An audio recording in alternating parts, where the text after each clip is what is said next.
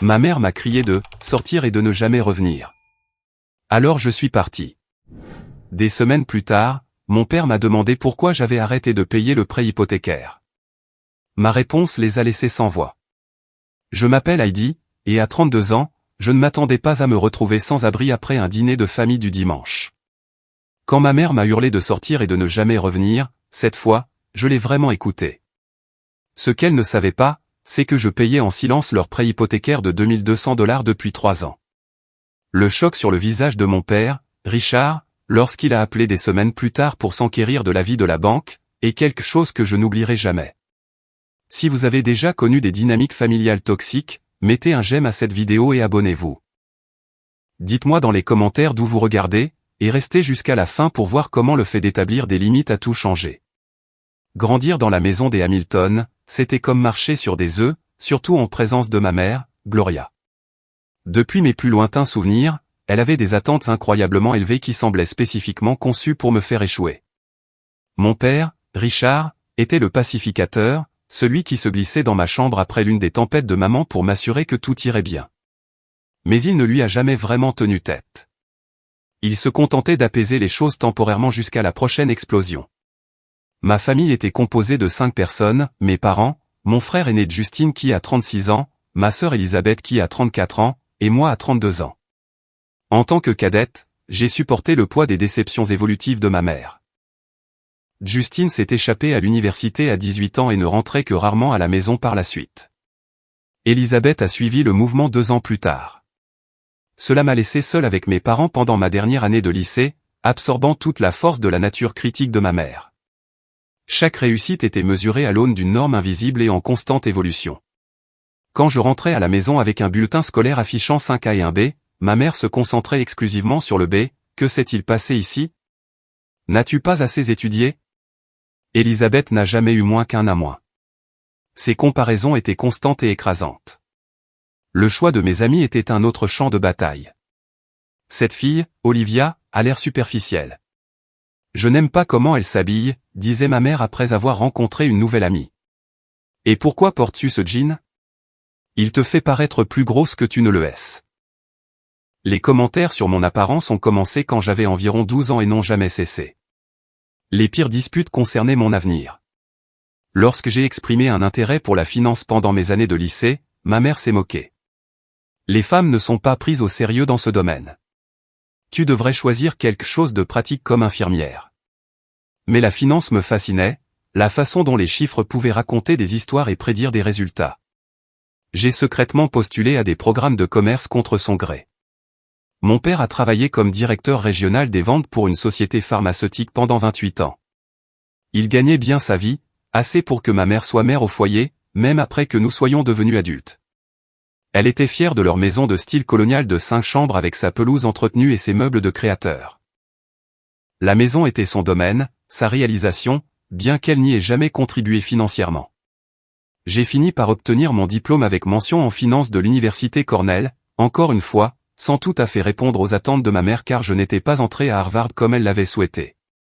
Pourtant, j'ai décroché un emploi dans une prestigieuse société de gestion financière dès la sortie de l'université et j'ai gravi les échelons pour devenir conseillère financière principale à l'âge de 28 ans. Mes clients me faisaient confiance. Mes patrons m'estimaient. Mais lors des réunions de famille, ma mère me présentait en disant « Voici Heidi. Elle travaille avec de l'argent », comme si ma carrière était un passe-temps qui ne valait pas la peine d'être expliqué. Il y a 3 ans, tout a changé lorsque mon père a été licencié lors d'une restructuration d'entreprise. À 59 ans, il a eu du mal à trouver un emploi comparable. L'indemnité de licenciement était généreuse mais pas infinie. Ma mère a refusé de réduire leur train de vie ou d'envisager de trouver un emploi elle-même. À mon âge, qui m'embaucherait? Et nous ne pouvons pas quitter cette maison. Que penseraient les gens? J'ai découvert leurs difficultés financières par hasard lors d'une visite à la maison.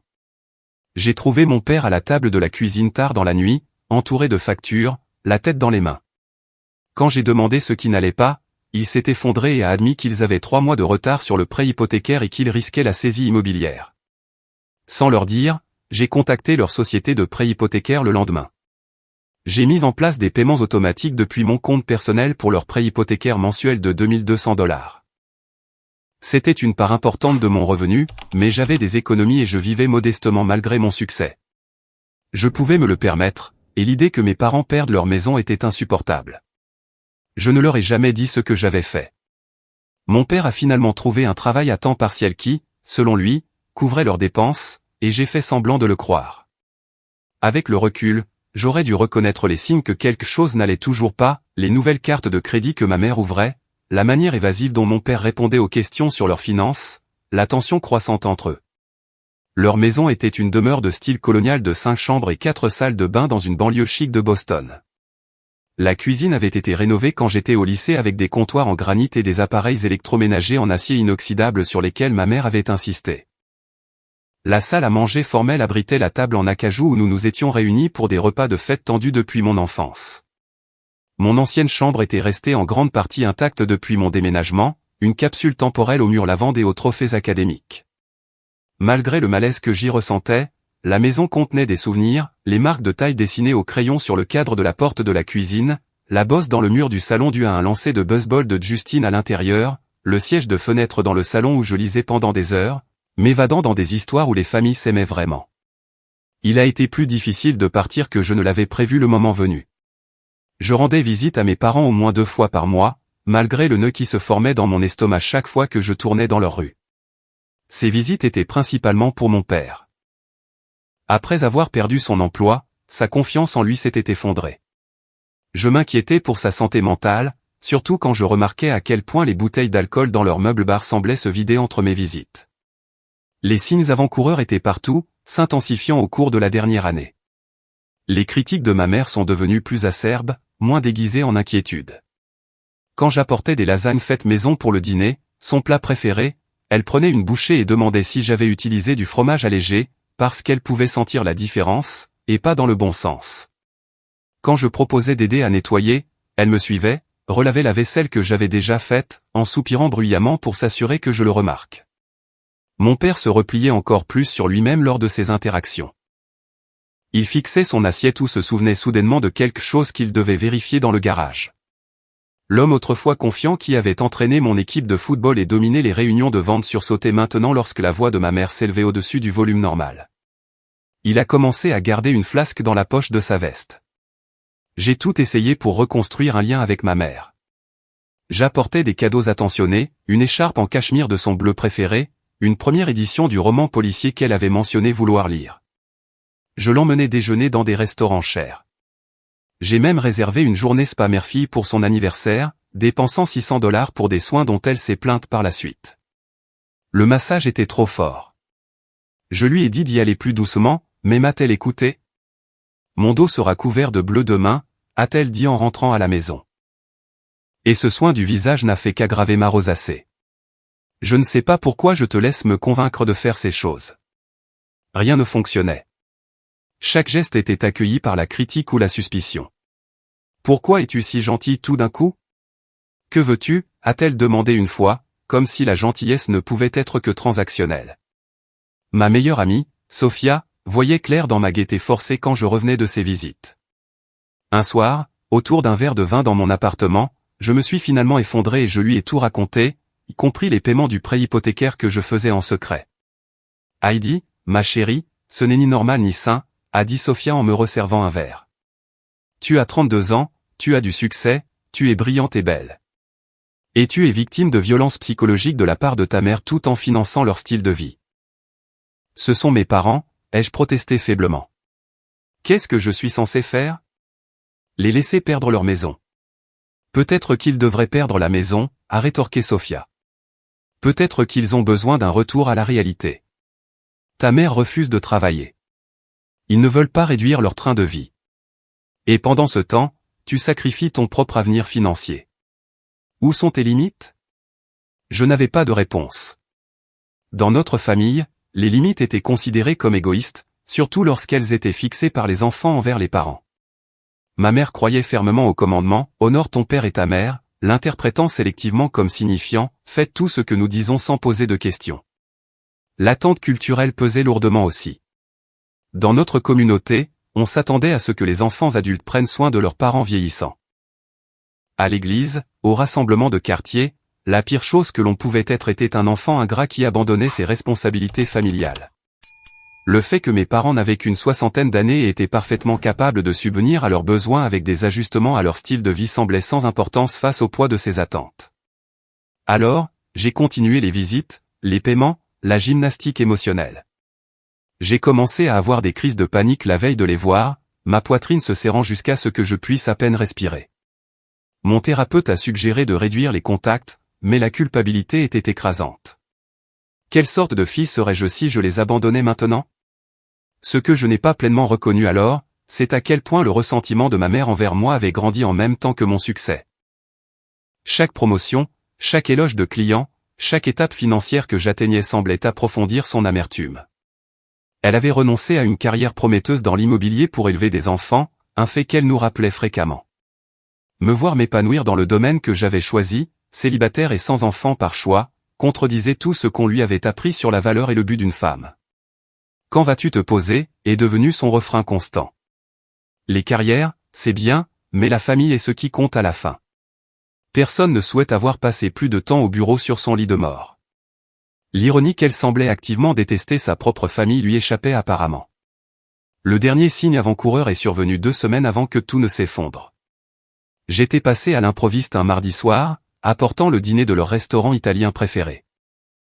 Je suis entré avec la clé qu'il m'avait donnée des années auparavant et j'ai entendu la voix de ma mère depuis la cuisine. Elle se croit si spéciale avec son travail chic et son appartement chic, disait-elle, vraisemblablement à mon père. Mademoiselle parfaite, toujours à se vanter. Pense-t-elle que nous ne voyons pas clair dans son jeu?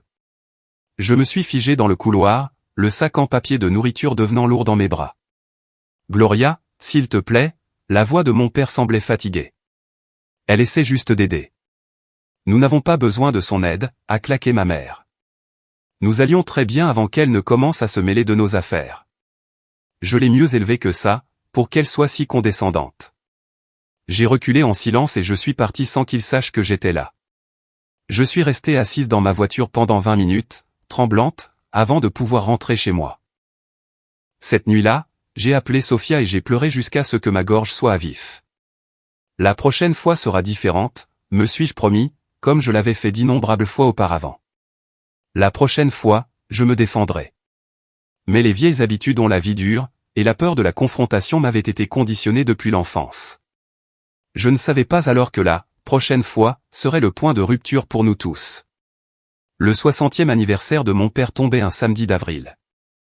Malgré mon anxiété après avoir entendu les commentaires de ma mère, j'ai décidé de rentrer à la maison pour le week-end pour fêter ça avec eux.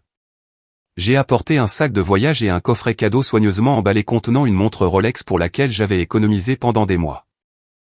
C'était le modèle exact que mon père avait admiré dans un magazine des années auparavant, en disant, peut-être quand je prendrai ma retraite. Avec la perte de son emploi, cette Rolex de retraite était devenue un rêve impossible, et je voulais lui offrir quelque chose de spécial pour lui remonter le moral. La tension était palpable dès mon arrivée. Ma mère m'a accueilli avec une étreinte raide et a immédiatement commenté mes cheveux. « Oh, tu les as encore coupés. » Ils commençaient enfin à avoir une belle longueur. Je les avais en fait laissés pousser pendant des mois, mais la corriger n'aurait fait que mener à une dispute. J'avais réservé une table dans un steakhouse haut de gamme que mon père adorait, mais ma mère a opposé son veto au plan. J'ai déjà préparé son rôti de bœuf préféré. Inutile de gaspiller de l'argent dans ces restaurants hors de prix. Nous avons donc mangé à la maison, à la table de la salle à manger formelle, dressée avec la belle vaisselle qui n'apparaissait que lors des grandes occasions. La conversation était guindée. J'ai posé des questions sur leurs amis, les voisins, le jardin de mon père. Chaque sujet finissait par revenir à une plainte ou une critique. Le rôti était délicieux, je devais l'admettre, mais le repas semblait interminable. Mon père a bu 4 verres de vin et est devenu de plus en plus silencieux avec chacun d'eux. Quand est venu le moment des cadeaux, j'ai tendu nerveusement le coffret cadeau bleu. Mon père l'a ouvert lentement, et son expression en voyant la montre était tout ce que j'avais espéré, surprise, joie, incrédulité. Heidi, c'est... Je ne peux pas accepter ça. C'est trop, a-t-il balbutié, tout en la sortant de la boîte et en la retournant dans ses mains. Bien sûr que tu peux, ai-je insisté. Tu le mérites, papa. Joyeux anniversaire. Le visage de ma mère s'est figé. Combien ça a coûté? a-t-elle demandé sèchement. Gloria a prévenu mon père, mais elle l'a ignoré. Ça doit être agréable d'avoir autant de revenus disponibles, a-t-elle poursuivi. Pendant ce temps, nous comptons nos sous pour faire les courses. La soirée s'est détériorée à partir de là. Mon père a essayé d'arrondir les angles, mais le mal était fait. Je suis allé me coucher tôt dans mon ancienne chambre, envoyant un message à Sophia, « Rappelle-moi pourquoi je m'inflige ça. » Sa réponse a été immédiate, « Parce que tu es une bonne personne qui aime son père. Tiens bon. Appelle si tu as besoin de moi. » Le lendemain matin, je me suis levé tôt et je suis descendu préparer le café. La maison était silencieuse, mes parents dormant vraisemblablement encore. Pendant que j'attendais que le café infuse, j'ai entendu leur voix provenant du bureau de l'autre côté du couloir. La porte était entr'ouverte, et leurs mots parvenaient clairement jusqu'à moi. « Nous ne pouvons pas continuer comme ça, Gloria, » disait mon père. « Les cartes de crédit sont au maximum. Les impôts fonciers sont dus le mois prochain. Nous devons le lui dire. » « Lui dire quoi ?» a claqué ma mère. « Que nous échouons ? C'est exactement ce qu'elle veut entendre pour pouvoir intervenir et jouer les sauveuses. Ce n'est pas juste. Elle nous aiderait si elle savait. Je n'accepte pas la charité de mon enfant. Nous trouverons une solution. Comment ? Je travaille à temps partiel dans une quincaillerie, gagnant une fraction de mon ancien salaire. Tu refuses de prendre ne serait-ce qu'un travail à temps partiel. Nous sommes sous l'eau, Gloria. Leurs voix ont baissé, et j'ai tendu l'oreille. Mon cœur battait la chamade. Ils étaient dans une situation pire que je ne le pensais, et mon père me l'avait caché, malgré mon aide pour le prêt hypothécaire. Quand ils sont entrés dans la cuisine 20 minutes plus tard, j'avais pris une décision. Je leur proposerais de les aider à créer un plan financier, quelque chose de durable qui leur permettrait de garder leur maison et leur dignité. C'était littéralement mon travail d'aider les gens en crise financière, et je pouvais le faire pour eux. J'ai attendu que nous soyons tous assis avec notre café avant de parler. Maman, papa, je n'ai pas pu m'empêcher d'entendre une partie de votre conversation tout à l'heure. Je sais que les choses sont difficiles depuis que papa a perdu son emploi, et je veux aider.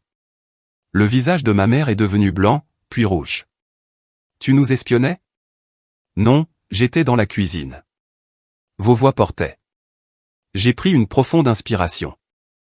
Écoutez, la planification financière est mon métier. Laissez-moi vous aider à créer un budget, peut-être à examiner les options de refinancement pour la maison. Alors maintenant nous avons besoin de ton aide professionnelle. La voix de ma mère avait pris ce ton dangereux que je reconnaissais de mon enfance. Tu penses que nous sommes incompétents, que nous ne pouvons pas gérer nos propres affaires ? Ce n'est pas du tout ce que j'ai dit, et j'essayais de garder ma voix calme. Mais il semble que les choses soient sérieuses, et j'ai des ressources et des connaissances qui pourraient t'aider. Bien sûr que tu en as, a-t-elle dit sarcastiquement. Mademoiselle parfaite avec toutes les réponses. Tu n'as aucune idée de ce qu'est le monde réel. Tout a été servi sur un plateau. L'injustice de cette déclaration m'a stupéfié. J'avais travaillé pendant mes études, obtenu mon diplôme avec des prêts que j'avais remboursés grâce à des années de budgétisation rigoureuse. Rien ne m'avait été servi sur un plateau, à part la critique et des normes impossibles. Maman, ce n'est pas vrai, et tu le sais, ai-je dit, ma voix plus forte que je ne l'aurais cru. J'ai travaillé incroyablement dur pour tout ce que j'ai, et j'essaie juste d'aider. Nous n'avons pas besoin de ton aide, a-t-elle claqué. Et nous n'avons certainement pas besoin de ton jugement. Ce n'est pas du jugement. C'est de l'inquiétude, ai-je insisté. Papa vient de dire que vous êtes sous l'eau financièrement. Les impôts fonciers sont dus. Vos cartes de crédit sont au maximum. Ce sont des problèmes sérieux. Des problèmes qui ne te regardent pas, a-t-elle dit. C'est entre ton père et moi. Mon père était assis en silence, fixant sa tasse de café. Sa nouvelle Rolex brillait à son poignet, un symbole ironique de prospérité que nous savions tous être une illusion. Papa, ai-je dit doucement. S'il te plaît, dis quelque chose. Il a levé les yeux, son regard fatigué. Ta mère est contrariée, Heidi. Peut-être devrions-nous en discuter une autre fois. C'est à ce moment-là que quelque chose s'est brisé en moi. Après 3 ans à payer leur prêt hypothécaire, après des décennies à marcher sur des œufs, après des critiques sans fin et de la manipulation émotionnelle, j'en avais assez d'être le punching ball de la famille. Il n'y aura pas d'autre fois, ai-je dit, ma voix tremblante. Ce schéma ne change jamais. Maman attaque, papa est complice, et je suis censé l'accepter parce que nous sommes une famille. Eh bien, c'est fini. Ma mère s'est levée si rapidement que sa chaise a basculé en arrière. Comment oses-tu nous parler comme ça dans notre propre maison, après tout ce que nous avons fait pour toi? Qu'avez-vous fait exactement pour moi, maman? Me faire sentir inadéquate à chaque instant? Critiquer mon apparence, ma carrière, mes choix de vie? Accepter un soutien financier sans reconnaissance ni gratitude? Son visage s'est tordu de rage. Un soutien financier? De quoi parles-tu? J'ai failli lui parler des paiements du prêt hypothécaire à ce moment-là, mais quelque chose m'a retenu. Cela ne ferait que lui donner plus de munitions, plus de moyens de me faire sentir manipulé. Rien, ai-je dit. Oublie. Non, tu en as parlé. Quel soutien financier? Le dîner occasionnel au restaurant, les cadeaux d'anniversaire? Veux-tu une médaille pour avoir fait le strict minimum qu'une fille devrait faire? Le strict minimum est exactement ce que j'ai reçu de toi émotionnellement toute ma vie, ai-je dit, et j'ai immédiatement regretté cette honnêteté. C'était comme jeter de l'essence sur un feu. Ma mère a explosé. Fille ingrate et égoïste. Après tout ce que j'ai sacrifié pour toi. J'ai renoncé à ma carrière pour t'élever. J'ai consacré ma vie à cette famille, et voilà les remerciements que je reçois? Du jugement et du manque de respect dans ma propre cuisine? Elle a commencé à énumérer chacun de mes échecs perçus depuis l'enfance, chaque fois que je l'avais déçu, chaque défaut de mon caractère tel qu'elle le voyait. C'était une compilation des plus grands succès de mes insuffisances, livrée avec venin. Quelque chose avait changé en moi, cependant. Pour la première fois, j'ai entendu ces paroles non pas comme une vérité, mais comme les coups désespérés de quelqu'un qui ne pouvait pas affronter son propre malheur. Ça faisait encore mal, mais différemment, comme une vieille blessure qu'on remue plutôt qu'une coupure fraîche. Je ne fais plus ça, ai-je dit doucement en me levant. Je vais faire mon sac et rentrer chez moi. Tu fuis comme d'habitude, a-t-elle ricané. Tu ne supportes pas la vérité. La vérité, c'est que tu es en colère et amère, et que tu te défoules sur moi parce que je suis une cible facile, ai-je dit. La vérité, c'est que je paie votre prêt hypothécaire depuis 3 ans sans vous le dire parce que je savais que vous réagiriez exactement comme ça, en faisant une question de fierté au lieu de trouver des solutions pratiques. Le silence s'est fait dans la pièce. Le visage de mon père s'est vidé de toute couleur. La bouche de ma mère s'est ouverte et fermée sans un son. Pour une fois, sans voix. Puis elle a retrouvé sa voix, et elle était glaciale. Sors d'ici. Maman, a commencé mon père, mais elle l'a interrompu. Sors de ma maison, a-t-elle répété. Sors d'ici et ne reviens jamais. Si tu penses que nous sommes de tels fardeaux, de tels échecs, alors tu es libre de nous. Va vivre ta petite vie parfaite et laisse-nous tranquilles. J'ai regardé mon père, cherchant le moindre signe qu'il me défendrait, nous défendrait la possibilité de guérir cette dynamique familiale brisée. Il a détourné le regard. D'accord, ai-je simplement dit. Je suis monté, j'ai fait mon sac de voyage avec des mouvements mécaniques, et je suis redescendu. Ma mère s'était déplacée vers la fenêtre du salon, le dos tourné à l'entrée. Mon père se tenait impuissant dans le couloir. Heidi, elle ne le pense pas, a-t-il murmuré. Donne-lui le temps de se calmer. Elle le pense, ai-je dit. Et pour une fois, je vais la prendre au mot. Je suis sorti par la porte d'entrée, la fermant doucement derrière moi. En m'éloignant en voiture, j'ai jeté un coup d'œil dans le rétroviseur à la maison où j'avais grandi, sans jamais me douter que ce serait la dernière fois que je la verrais en tant que personne bienvenue. Les 40 minutes de route entre la maison de banlieue de mes parents et mon appartement en ville sont passées comme dans un brouillard. Mes mains serraient si fort le volant que mes jointures sont devenues blanches. Je n'ai pas pleuré. Je n'ai pas crié. J'ai juste conduit, engourdi et vide, comme si quelqu'un d'autre contrôlait mon corps. Quand je suis arrivé à la maison, je suis resté assise dans ma voiture garée pendant près d'1 heure, incapable de trouver l'énergie d'entrer. Finalement, mon téléphone vibrant avec un message de Sophia a brisé la transe. Comment se passe le week-end d'anniversaire? Tu survis? Je l'ai appelé immédiatement, et à ma grande surprise, ma voix était stable alors que je racontais ce qui s'était passé.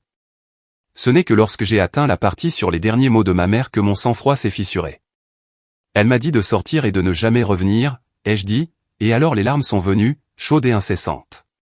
Et je suis parti, Sophia. Je suis juste parti. Où es-tu maintenant, a-t-elle demandé, l'inquiétude évidente dans sa voix. Dans ma voiture, devant mon immeuble. J'arrive. Ne bouge pas, 20 minutes plus tard, Sophia est arrivée avec une bouteille de vin et un sac de l'épicerie du coin. Elle m'a regardé, toujours assise dans ma voiture, et a ouvert la porte passager, se glissant à côté de moi. D'abord un câlin, puis de la nourriture, puis du vin. Ensuite, on trouvera une solution, a-t-elle dit en me prenant dans ses bras. J'ai passé cette nuit-là sur le canapé de Sophia, incapable d'être seule avec mes pensées. Le lendemain était un dimanche, et elle s'est déclarée malade à son travail le lundi pour rester avec moi. Le mardi, j'ai dû retourner travailler. Bien que je sois à peine fonctionnel, j'ai fait le nécessaire avec les clients, mon masque professionnel fermement en place, mais à l'intérieur, je me désagrégeais. Mon père a appelé plusieurs fois cette première semaine. J'ai laissé chaque appel aller sur la messagerie vocale. Ces messages étaient vagues, s'il te plaît, rappelle-moi, Heidi. Nous devons parler. Pas d'excuses, pas de reconnaissance de ce qui s'était passé. Juste une demande pour que je sois encore une fois la plus intelligente, pour arranger les choses comme je l'avais fait toute ma vie. Il n'y a eu aucun appel de ma mère. Après 10 jours dans les limbes émotionnels, j'ai pris rendez-vous avec une collègue conseillère financière pour discuter de ma propre situation. J'avais payé 2200 $ par mois pour le prêt hypothécaire de mes parents pendant 3 ans, soit un total de près de 80 000 $.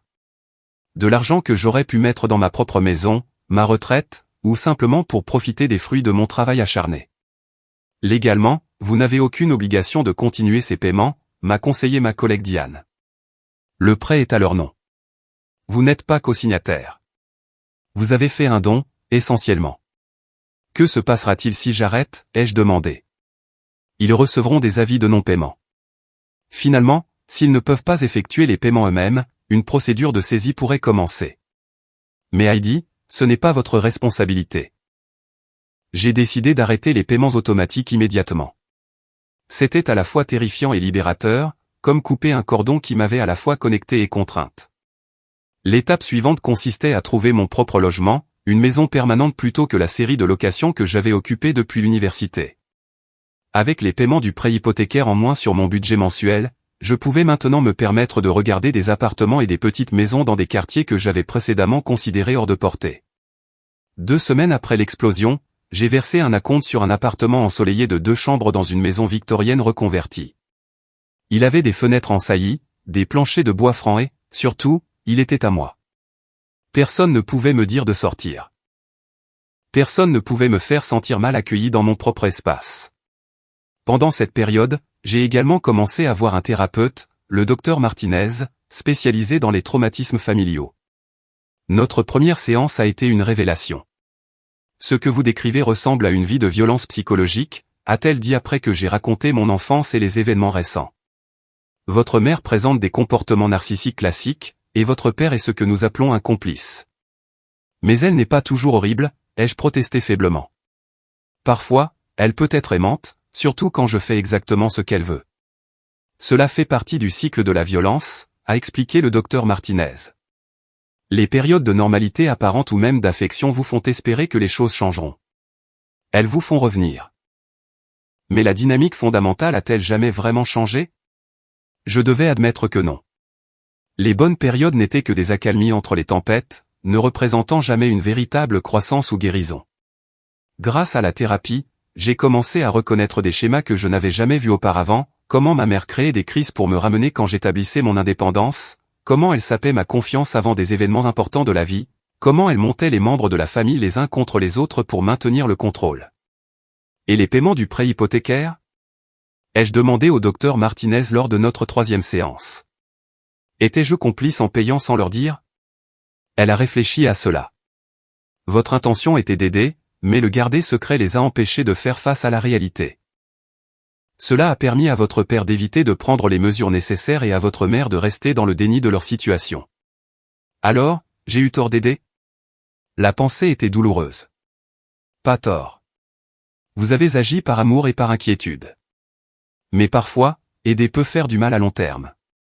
La véritable aide aurait été de travailler avec eux pour développer leur indépendance financière, pas de créer une dépendance financière.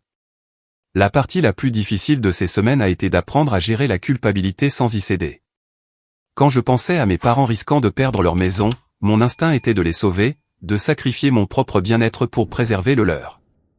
Le docteur Martinez m'a aidé à voir cela comme une réponse conditionnée, pas une obligation morale.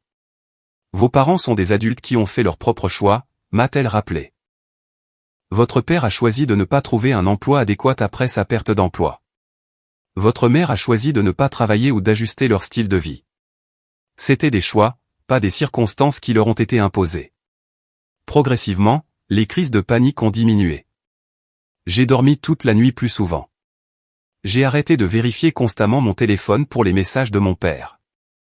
J'ai commencé à accepter la possibilité que la vie puisse être différente, que je puisse aimer ma famille sans être consumé par elle. Je me suis lancé dans la décoration de mon nouvel appartement.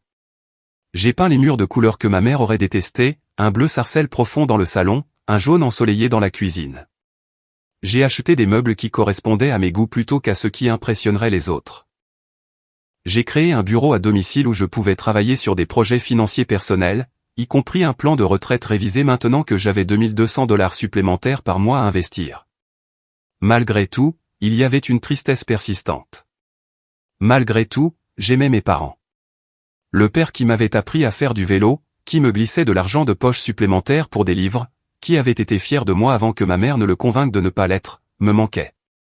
Même la mère qui, dans de rares moments de connexion, partageait des histoires de ses propres rêves d'enfance ou riait sincèrement à une blague partagée, me manquait. Mais il ne pouvait pas me manquer assez pour que je me détruise en les aimant. C'était la limite que j'apprenais enfin à poser.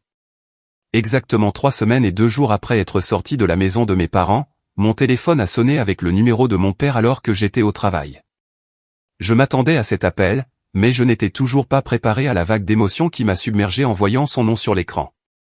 J'étais seul dans mon bureau entre 2 rendez-vous clients, alors j'ai pris une profonde inspiration et j'ai répondu. « Allô, papa. Heidi. » Il semblait soulagé que j'ai décroché. « Comment vas-tu, ma chérie ?» La normalité désinvolte de sa salutation, comme si rien ne s'était passé, était déconcertante. « Je vais bien, ai-je dit prudemment. Et toi? Oh, tu sais, ça va. » Il y eut une pause gênante. « Tu nous as manqué au dîner du dimanche. » Je n'ai rien dit, j'ai attendu. S'il voulait prétendre que tout était normal, il devrait le faire sans mon aide. « Ta mère a demandé de tes nouvelles, a-t-il poursuivi, ce que je savais être un mensonge. Si ma mère avait demandé de mes nouvelles, ce n'était pas par inquiétude. Vraiment? J'ai gardé ma voix neutre. Il s'est éclairci la gorge. Eh bien, tu sais comment elle est. Elle a sa fierté. Mais je sais qu'elle regrette ce qui s'est passé. Est-ce qu'elle l'a dit, ai-je demandé. Une autre pause. Pas dans ces termes exacts, non. Mais je sais qu'elle le regrette. Mon cœur s'est serré. Rien n'avait changé. Il lui trouvait encore des excuses, s'attendant toujours à ce que j'accepte l'inacceptable. Papa, pourquoi appelles-tu, ai-je demandé directement. Un père ne peut-il pas appeler sa fille juste pour prendre de ses nouvelles, a-t-il tenté sur un ton léger qui est tombé à plat. Après 3 semaines de silence suite au fait que maman m'a mise à la porte? Non, ce n'est pas juste prendre des nouvelles. Il a soupiré, et je pouvais l'imaginer passer la main dans ses cheveux clairsemés, une habitude nerveuse qu'il avait depuis aussi longtemps que je me souvienne. Heidi, ta mère était contrariée. Elle a dit des choses qu'elle ne pensait pas. Tu sais comment elle devient quand elle se sent acculée. Je sais, ai-je convenu. Je l'ai su toute ma vie. Ça ne rend pas la chose acceptable. Personne ne dit que c'est acceptable, a-t-il rétropédalé. Mais la famille, c'est la famille. Nous devons nous pardonner mutuellement. Le pardon exige la reconnaissance et le changement, papa. Est-ce que maman a reconnu ce qu'elle a fait? Est-ce que quelque chose a changé? Le silence à l'autre bout du fil m'a dit tout ce que j'avais besoin de savoir. Je m'en doutais, ai-je dit doucement. C'est ta mère, Heidi. Elle t'aime à sa manière. Sa manière me fait du mal. Elle l'a toujours fait. Une autre longue pause. Je pouvais l'entendre respirer, rassemblant son courage pour ce que je réalisais maintenant être le véritable but de son appel. Il y a autre chose, a-t-il finalement dit. Savais-tu que la banque nous a envoyé un avis concernant le prêt hypothécaire? Mon cœur a commencé à s'emballer, mais j'ai gardé ma voix stable. Quel genre d'avis? Un avis de retard de paiement, puis un autre. Il menace d'entamer une procédure de saisie si nous ne rattrapons pas notre retard. Je ne comprends pas. Les paiements ont toujours été effectués automatiquement. Vraiment? Ai-je demandé. Oui, depuis 3 ans. Depuis que. Il s'est interrompu, et j'ai pu entendre le moment où la prise de conscience a commencé à poindre. Heidi, que voulais-tu dire quand tu as dit que tu payais notre prêt hypothécaire? L'heure de vérité était arrivée. Une partie de moi voulait esquiver, le protéger de la réalité de tout ce que j'avais sacrifié alors qu'il m'avait prise pour acquise. Mais j'en avais fini avec les secrets et la complicité. Je voulais dire exactement ce que j'ai dit, papa. Je faisais vos paiements hypothécaires, $2200 chaque mois depuis 3 ans. C'est pourquoi ils étaient toujours à l'heure, quelle que soit votre situation financière. Le silence qui a suivi était assourdissant. Ce n'est pas possible, a-t-il finalement dit, sa voix faible. Nous l'aurions su. Comment? Vous n'avez jamais regardé les détails des paiements, n'est-ce pas? Le relevé bancaire montrait simplement que le paiement avait été reçu. Vous avez supposé qu'il provenait de vos comptes. Mais pourquoi ferais-tu ça? Comment pouvais-tu te le permettre? A-t-il balbutié. Je gagne bien ma vie, papa. L'argent que maman et toi rejetez comme étant mon travail chic. Je vivais dans un appartement plus petit que ce que je pouvais me permettre, je conduisais une voiture plus ancienne, je limitais mes dépenses pour vous aider à garder votre maison. Parce que je vous aimais et que je ne pouvais pas supporter de vous voir tout perdre. Pourquoi ne nous l'as-tu pas dit? Il y avait de la douleur dans sa voix maintenant, et de la confusion. Parce que je savais que maman réagirait exactement comme elle l'a fait quand j'ai essayé d'aider ouvertement. Elle le verrait comme une attaque contre sa fierté, contre vos capacités, au lieu de ce que c'était, une fille aimant ses parents. 3 ans, a-t-il répété, l'énormité de la chose s'imposant à lui. C'est plus de $70 000. $79 200, pour être exact, ai-je confirmé. Heidi, je n'en avais aucune idée. Je pensais. J'avais dit à ta mère que j'avais trouvé du travail de consultant indépendant qui couvrait nos dépenses. J'avais trop honte d'admettre que je remplissais des étagères à 60 ans. Cet aveu m'a brisé le cœur. Mon père, fier et accompli, avait été réduit à créer des fictions pour préserver sa dignité. Il n'y a pas de honte à un travail honnête, papa. La honte, c'est de ne pas faire face à la réalité. Est-ce que cela veut dire? As-tu arrêté les paiements, a-t-il demandé, sa voix petite. Oui, ai-je simplement dit. Quand maman m'a dit de sortir et de ne jamais revenir, je l'ai prise au mot. Entièrement. Mais la maison, a-t-il commencé. N'est pas ma responsabilité, ai-je terminé fermement. Elle ne l'a jamais été. Maman et toi devez prendre des décisions difficiles maintenant. Vendre la maison que vous ne pouvez pas vous permettre. Trouver des emplois qui couvrent vos dépenses réelles. Créer un plan de retraite durable. Toute chose que j'ai proposé d'aider à faire avant que maman ne me mette à la porte. Elle n'acceptera jamais de vendre, a-t-il dit, la panique perçant dans sa voix. Alors elle doit trouver un travail, ou tu dois trouver un travail mieux payé, ou les deux. Mais papa, je ne peux pas continuer à m'immoler par le feu pour vous tenir au chaud. Je comprends, a-t-il dit, bien que je ne sois pas sûr qu'il le fasse vraiment. Ce que tu as fait pour nous. Je ne sais pas quoi dire. Tu n'as rien besoin de dire. Mais j'ai besoin que tu comprennes que les choses doivent changer. Je ne reviendrai pas à l'ancienne dynamique. Je ne serai plus le bouc émissaire de la famille. Bien sûr que non, a-t-il rapidement convenu. Je parlerai à ta mère. Je lui ferai comprendre. J'ai failli rire à l'idée qu'il puisse faire comprendre à ma mère quoi que ce soit qu'elle ne veuille pas reconnaître. Bonne chance avec ça. Pourrions-nous nous rencontrer pour parler de tout ça en personne, a-t-il demandé avec espoir. J'ai envisagé de refuser. La pensée de les affronter de nouveau sitôt me nouait l'estomac. Mais je savais aussi que des limites écrites étaient plus claires que des limites non dites.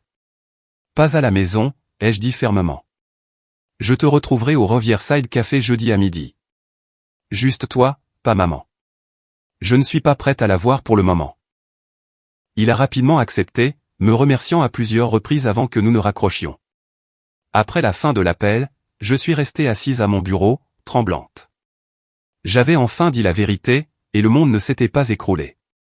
En fait, pour la première fois depuis des années, j'avais l'impression de pouvoir enfin respirer.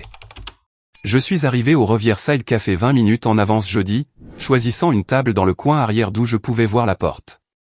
Je m'étais préparé pour cette réunion avec la même minutie que j'utiliserais pour une présentation client importante.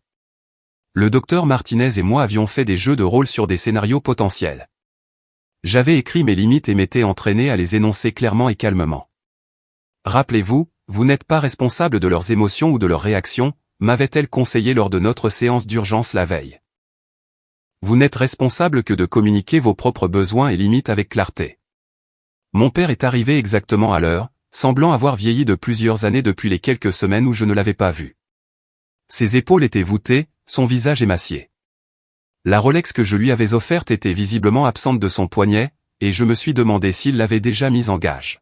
« Heidi » a-t-il dit avec un soulagement visible, comme s'il s'était attendu à ce que je ne vienne pas, « merci de me rencontrer. » J'ai hoché la tête, lui indiquant la chaise en face de moi. Nous avons commandé du café, et un silence inconfortable s'est installé entre nous jusqu'à ce que le serveur parte. « Comment vas-tu » a-t-il demandé timidement. J'ai beaucoup réfléchi, ai-je dit, évitant la politesse. Sur nos dynamiques familiales, sur mon rôle en leur sein, sur ce que je veux pour l'avenir. Il a hoché la tête, baissant les yeux sur son café. J'ai aussi réfléchi. Dis-moi, ai-je encouragé. Il a pris une profonde inspiration. Je veux commencer par dire que je suis désolé. Pas seulement pour ce qui s'est passé ce jour-là, mais pour des années à ne pas te protéger de la colère de ta mère, à te laisser devenir sa cible, à prendre ton soutien sans reconnaissance. C'était plus de conscience de soi que ce à quoi je m'attendais, et cela m'a momentanément déstabilisé. Merci de dire ça, ai-je réussi à articuler. Après notre conversation téléphonique, j'ai examiné nos relevés bancaires, a-t-il poursuivi. J'ai vu la vérité. Pendant 3 ans, tu nous as portés pendant que je prétendais que tout allait bien. Il a levé les yeux, ses yeux étaient humides. J'ai honte, Heidi. Profondément honte. Je ne t'ai pas parlé des paiements pour te faire honte, ai-je dit. Je l'ai fait parce que je t'aime et que je voulais aider. Je sais. Ça rend les choses pires, en quelque sorte. Il a essuyé ses yeux avec une serviette en papier. Un père devrait subvenir aux besoins de ses enfants, pas l'inverse. Du moins, pas quand les parents sont encore valides et capables. Il ne s'agit pas de rôle de genre ou d'attente traditionnelle, papa. Il s'agit d'honnêteté et de réciprocité. Je t'aurais volontiers aidé si tu avais été honnête sur ta situation, et si cette aide avait été accueillie avec gratitude au lieu d'hostilité. Il a hoché la tête, acceptant cela. Ta mère et moi avons eu des conversations difficiles depuis ton appel. J'imagine, ai-je dit sèchement. Elle ne m'a pas cru au début au sujet des paiements hypothécaires. Elle m'a accusé d'inventer ça pour la manipuler. Il a soupiré. J'ai dû lui montrer les relevés bancaires, les dates des paiements, le numéro de compte d'où ils provenaient. Et elle a pleuré, a-t-il dit simplement. Je n'ai pas vu ta mère pleurer depuis des années. Pas depuis la mort de son père. Je ne savais pas trop quoi en penser. Une partie de moi, l'enfant blessé à l'intérieur, se sentait vengé. Une autre partie était triste que les choses en soient arrivées là. A-t-elle dit quelque chose sur la façon dont elle m'a traité, ai-je demandé. Il a hésité. Elle a du mal avec cette partie. Elle se sent humiliée, ce qui rend difficile pour elle de reconnaître son comportement. Son humiliation n'efface pas ma douleur, ai-je dit fermement. Non, c'est vrai, a-t-il convenu. C'est pourquoi je lui ai demandé de venir ici aujourd'hui. Pour te présenter ses excuses elle-même. Mon cœur a fait un bond. Quoi? Je t'avais dit que je n'étais pas prête à la voir. Je sais, et je suis désolé. Mais je pensais que si tu pouvais juste l'écouter. La porte du café s'est ouverte à ce moment-là, et ma mère est entrée. Elle nous a repérés immédiatement et s'est dirigée vers notre table. J'avais l'impression de ne plus pouvoir respirer, piégé entre ma limite et la confrontation imminente. Tu m'as tendu un guet-apens, ai-je dit à mon père, ma voix basse et en colère. Je suis désolé, a-t-il répété impuissant.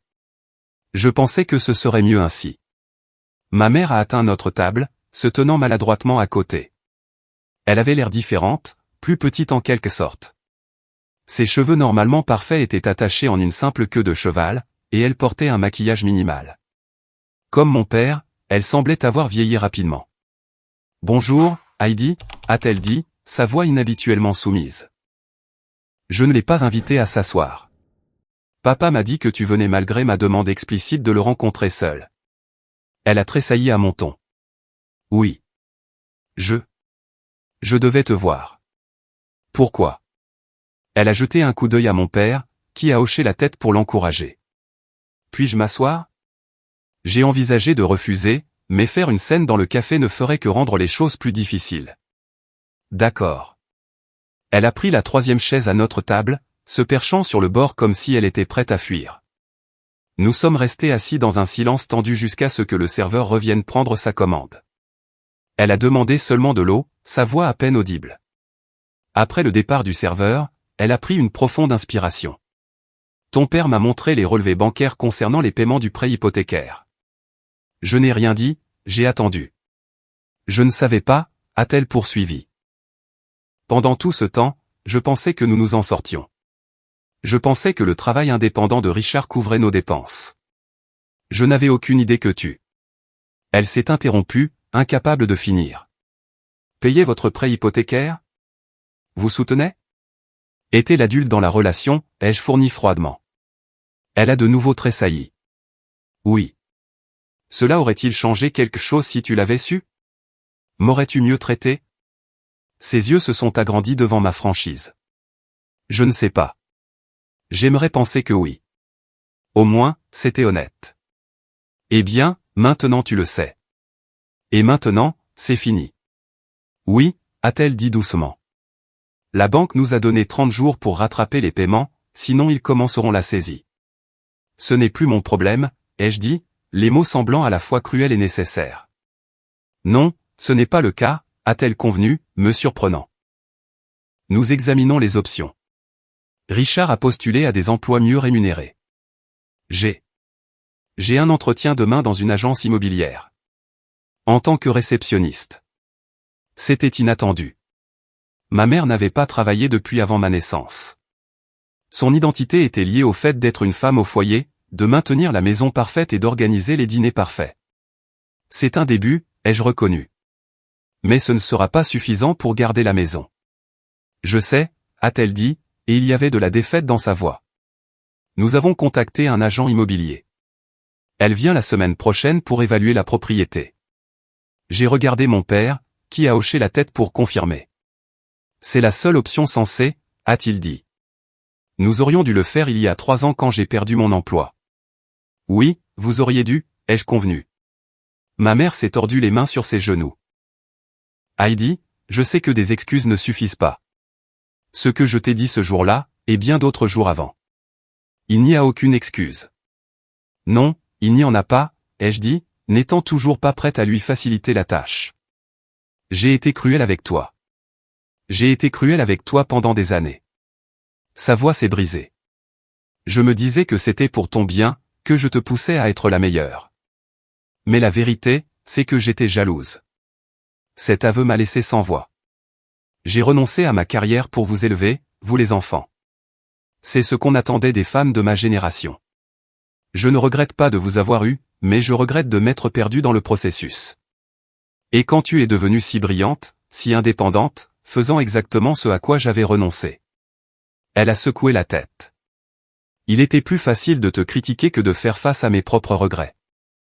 C'était la chose la plus consciente d'elle-même que j'ai jamais entendue de la bouche de ma mère.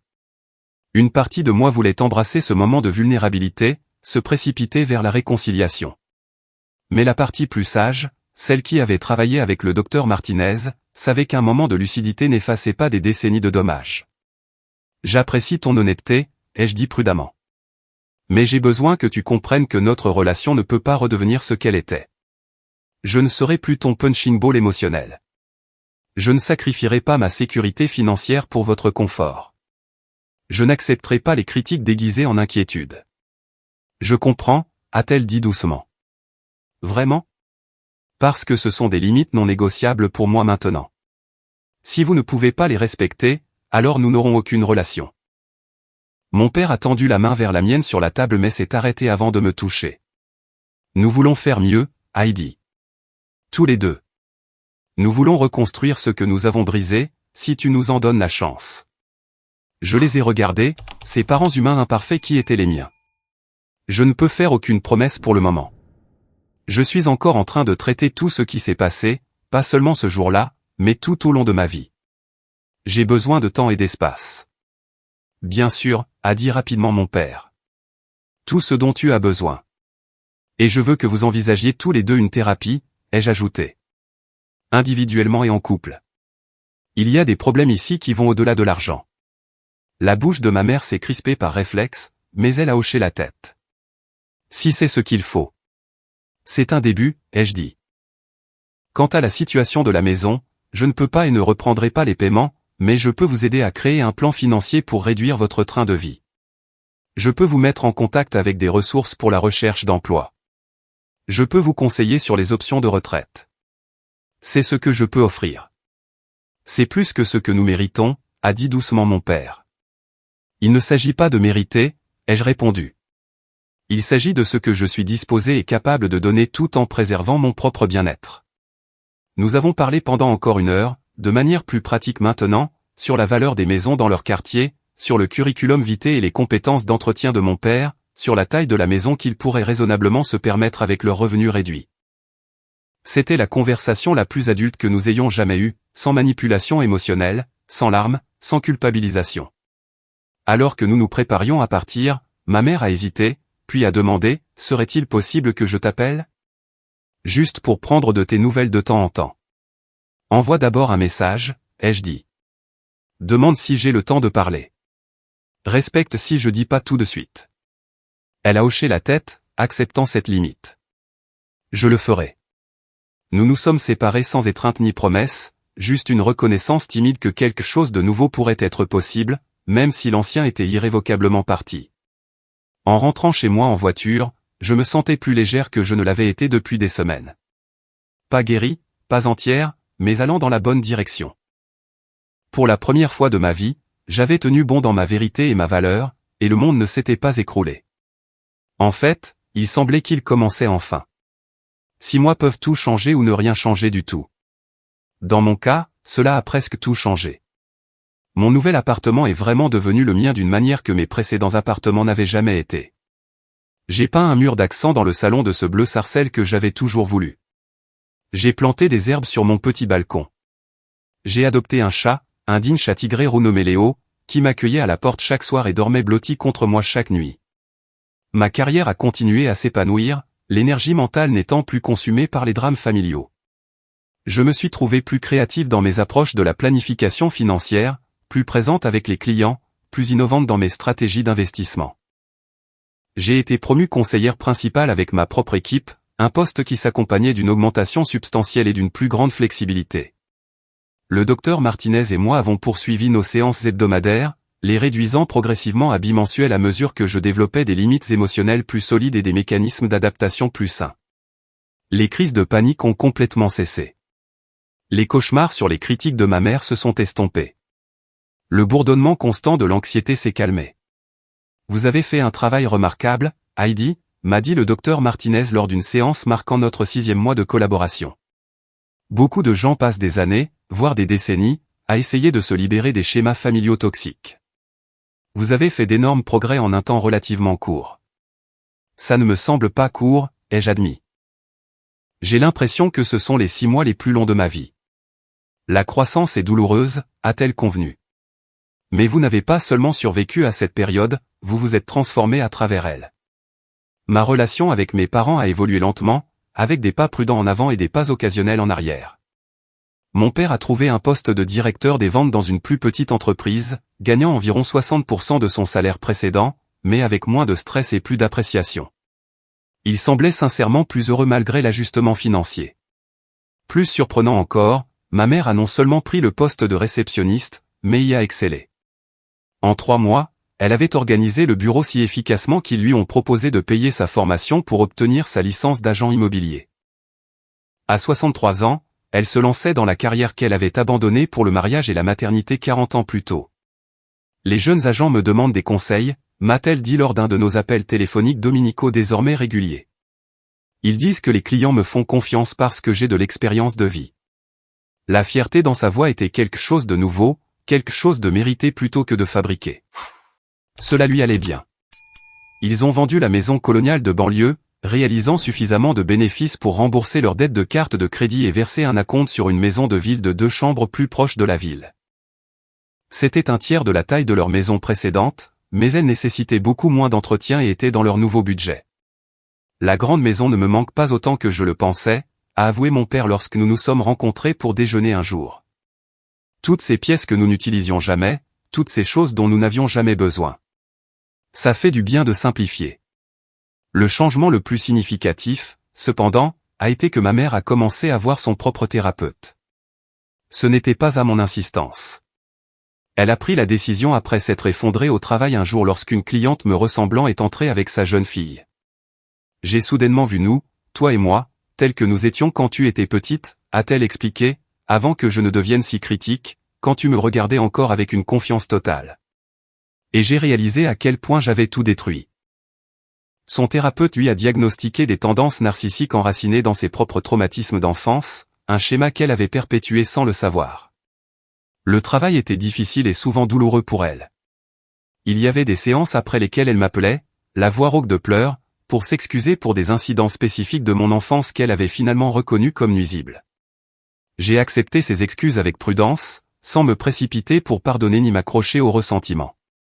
Le docteur Martinez m'a aidé à comprendre que le pardon était un processus, pas un acte unique, et qu'il était principalement pour ma propre paix plutôt que pour l'absolution de ma mère. Notre nouvelle relation s'est construite sur une communication plus claire et des limites plus fermes. Je leur rendais visite dans leur nouvelle maison une fois par mois, pas plus. Nous parlions au téléphone chaque semaine, mais je me sentais libre de mettre fin aux appels qui devenaient négatifs ou épuisants. Je ne disais plus automatiquement oui à chaque demande, je ne me sentais plus responsable de leur bonheur ou de leur sécurité. Ce qui est étrange, a observé mon père lors d'un rare moment de lucidité, c'est que maintenant que tu ne nous portes plus, nous avons appris à nous tenir debout par nous-mêmes. Cela a été bon pour nous, aussi douloureux que le processus ait été. La leçon la plus difficile pour nous tous a été d'apprendre la différence entre aider et être complice. Je leur offrais toujours des conseils financiers professionnels, mais je ne payais plus leurs factures. Je célébrais leur succès, mais ne les sauvais pas des conséquences de leur choix. Je les aimais sans me sacrifier dans le processus. Alors que l'été se transformait en automne et l'automne en hiver, je me suis retrouvé à réfléchir à tout ce qui avait changé en moins d'1 an. Le Noël précédent avait été tendu et performatif, avec des cadeaux coûteux échangés dans la grande maison, tout le monde prétendant que nous étions la famille parfaite. Ce Noël serait plus simple, dans leur modeste maison de ville, avec des cadeaux faits maison et des conversations honnêtes. Ce que j'ai appris, ai-je dit à Sophia lors d'un dîner chez moi, c'est que me défendre n'a pas détruit ma famille. Cela l'a transformée en quelque chose de plus authentique. Tu leur as donné l'opportunité de grandir en refusant de rester petite, a-t-elle observé avec sagesse. Exactement. Et je me suis donné la permission de vivre ma propre vie, pas celle que ma mère avait écrite pour moi. Ce scénario s'était toujours terminé avec moi marié à un homme brillant, vivant dans une maison comme la leur, ayant des enfants qui répéteraient le cycle. Au lieu de cela, je construisais une histoire différente, une où le succès se mesurait par la paix plutôt que par les possessions, où les relations étaient basées sur le respect mutuel plutôt que sur l'obligation, où l'amour n'exigeait pas le sacrifice de soi. L'ironie était qu'en posant ses limites, en refusant de continuer à payer le prêt hypothécaire et de permettre leur style de vie financièrement insoutenable, j'avais aidé mes parents à trouver leur propre force et leur indépendance. Ma mère était plus heureuse en travaillant qu'elle ne l'avait jamais été en tant que femme au foyer. Mon père redécouvrait des centres d'intérêt et des amitiés qui avaient été éclipsés par la pression de sa carrière. Nous étions tous, à notre manière, en train de grandir enfin. Parfois, le plus grand acte d'amour n'est pas de tout sacrifier, mais plutôt de permettre aux autres la dignité de faire face à la réalité. Parfois, les familles les plus fortes ne sont pas celles qui ne se brisent jamais, mais celles qui apprennent à se reconstruire différemment après s'être brisées.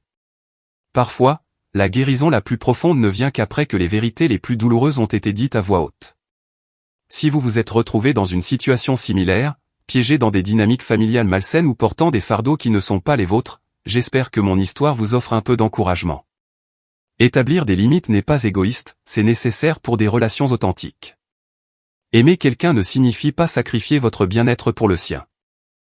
Vous pouvez honorer votre famille tout en vous honorant vous-même.